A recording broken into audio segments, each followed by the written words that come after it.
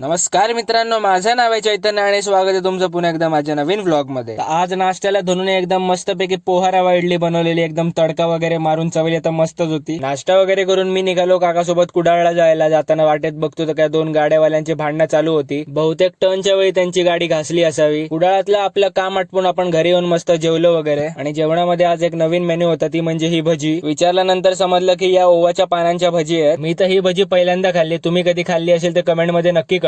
मस्त जेवण वगैरे घेतलं आणि संध्याकाळी आपण निघालो आपल्या घरी म्हणजे म्हापणला जायला। त्याच्या आधी आपण विजू काकाच्या कुडाळच्या फ्लॅटवर आलेलो बाबूला सोडायला। त्यानंतर मी आणि विजू काका निघालो म्हापणला जायला। आपण घरी आल्यावर मम्मी पप्पांना सरप्राईज दिलं, मला बघून ते खूपच खुश झाले। त्यांना भेटलो वगैरे आणि आपण निघालो परत झारापल्याला। प्रसाद आणि धनु आपल्याला घ्यायला कुडाळात येणार होते म्हणून काकाने मला अभिषेक हॉटेलवर सोडलं। तिथून आपण आपलं पार्सल वगैरे घेतलं जेवणाचं। येऊन बघितलं तर हॉटेलचं थोडं रेनोव्हेशनचं काम पण चालू होतं। जसे धनु आणि प्रसाद घ्यायला आले तसं आपण गाडीत बसलो आणि येऊन पोहोचलो घराकडे। So that's it for today. जर व्हिडिओ आवडला असेल तर व्हिडिओला नक्की लाईक करा, शेअर करा आणि सबस्क्राईब करा। थँक्यू।